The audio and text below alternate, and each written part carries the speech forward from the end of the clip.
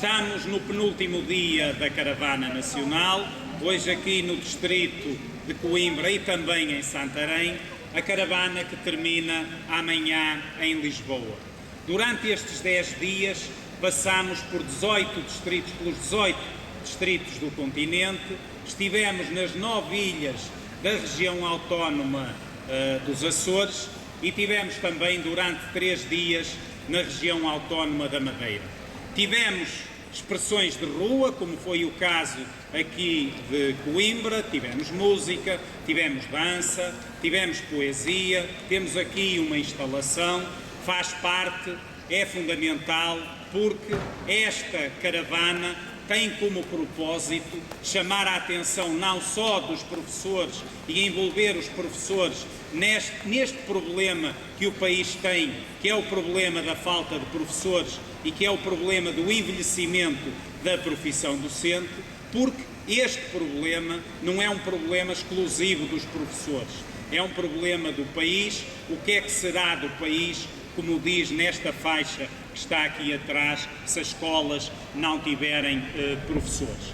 Mas durante estes 10 dias estivemos também nas escolas, realizámos reuniões dentro das escolas, realizámos reuniões com professores fora das escolas, realizámos plenários como este aqui em espaço público. Estivemos nas escolas, nos jardins de infância, escolas do primeiro ciclo, escolas EB23, escolas secundárias. Estivemos em instituições do ensino superior, em escolas de formação de professores. Estivemos também em escolas do ensino particular e cooperativo, nas escolas artísticas Soares dos Reis e também relativamente às questões que são colocadas em relação à outra escola artística, a António Arroio. Portanto, chamamos a atenção para este universo da educação que é fundamental para o desenvolvimento do país.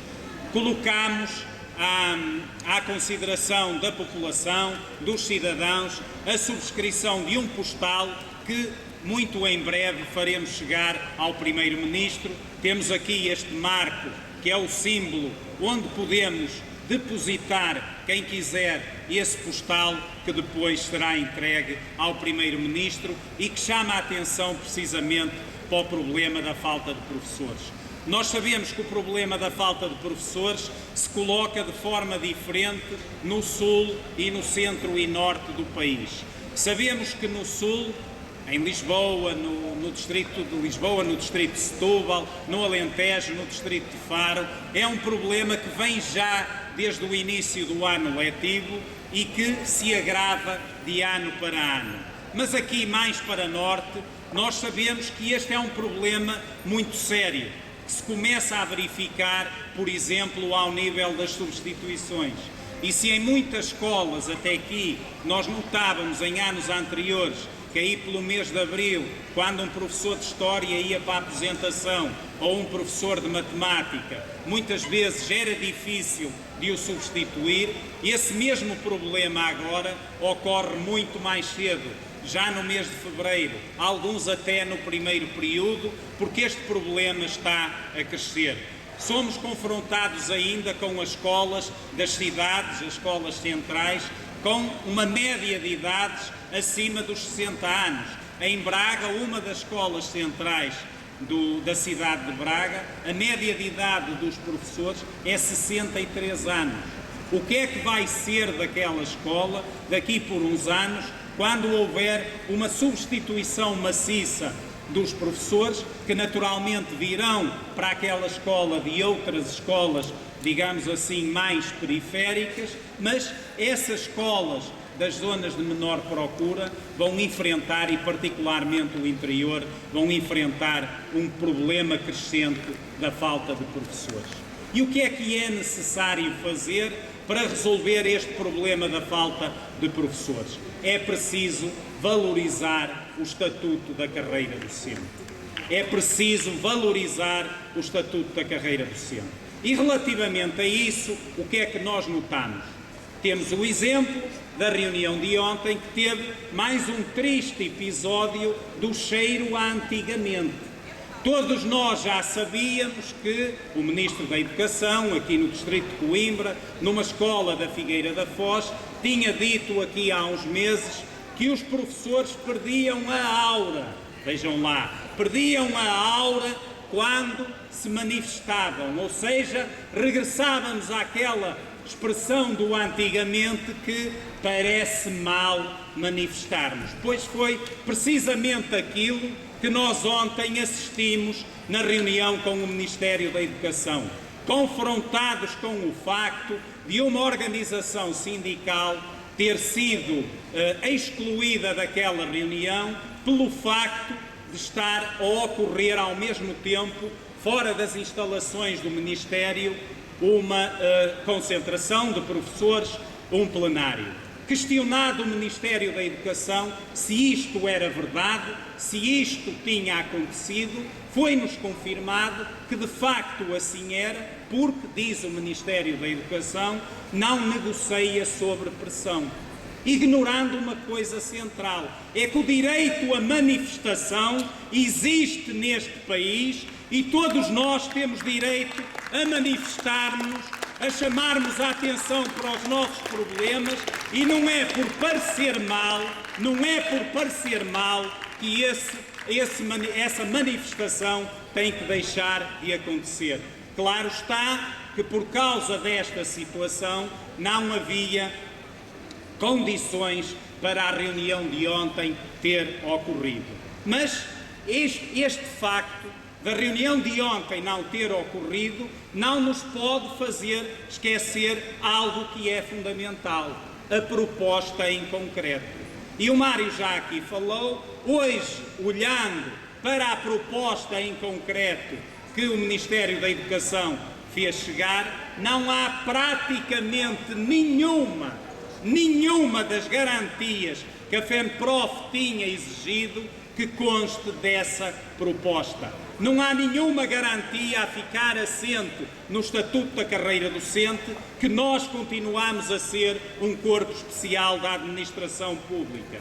Não há nenhuma garantia que a vinculação dos professores seja feita em quadros de agrupamento ou em quadros de escola não agrupada ou em quadros de zona pedagógica. Não há nenhuma garantia que a habilitação profissional fique registada como a habilitação de referência para se poder exercer a nossa profissão. E a habilitação profissional, é bom que se diga, não é apenas a componente científica e a componente pedagógica. É a componente científica, é a componente pedagógica e é o estágio. É a partir desse momento que alguém tem condições, tem as competências necessárias para poder ser professor. E o que precisa, quando vincular, não é ter uma espécie de regime probatório com outro nome, chamado agora de regime experimental. O regime experimental, ou o período experimental, melhor dizendo, é aquele que existe quando é feita uma contratação, o que não é de todo o caso. Os professores que vinculam, o grosso dos professores que vinculam já com anos e anos e anos de contratação, ou seja, são professores que têm anos e anos e anos de avaliação do desempenho e não existe nenhuma necessidade em estarem ali um ano à experiência para verificar se têm condições ou não para exercer a profissão. Não deixa de ser curioso que, por exemplo, relativamente a uma que devia ser aquela principal preocupação do Ministério da Educação, que é garantir a profissionalização em serviço àqueles que vincularam no concurso externo extraordinário com habilitação própria, isso aí já não preocupe o Ministério da Educação, não abra vagas em número suficiente que permitam a esses colegas que vincularam o ano passado e que vincularam este ano essa possibilidade de poderem ficar habilitados profissionalmente, com a tal formação pedagógica e com a tal prática pedagógica supervisionada que damos o nome de estágio. Com isso, não se preocupa o Ministério da Educação.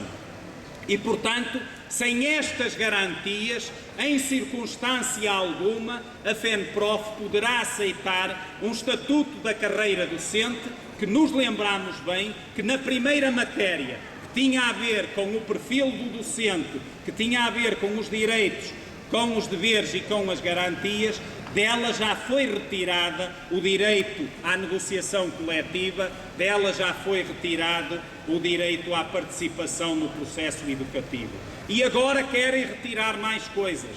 A referência ao corpo especial docente, a referência à vinculação em lugar de quadro, a graduação profissional como critério para a contratação e para a vinculação dos docentes. E isto é inaceitável, por uma razão muito simples.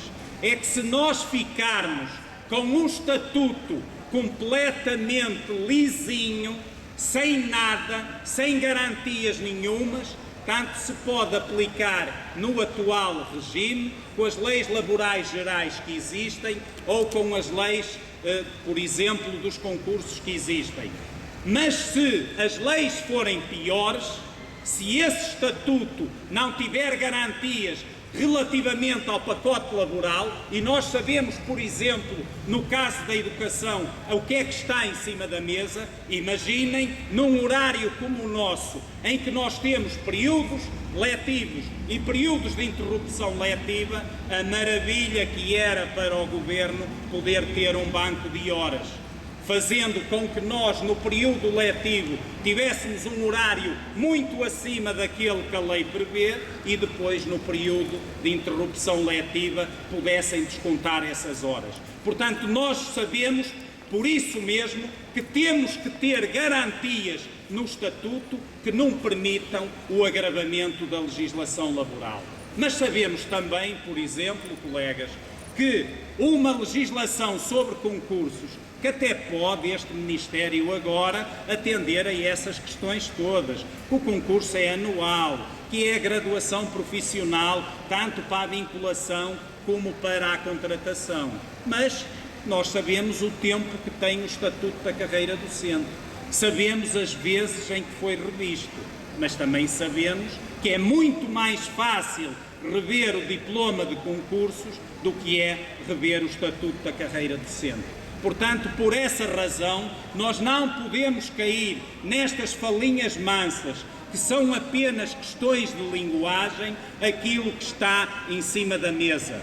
Valorizar o Estatuto da Carreira Docente é torná-lo melhor do que aquilo que existe hoje.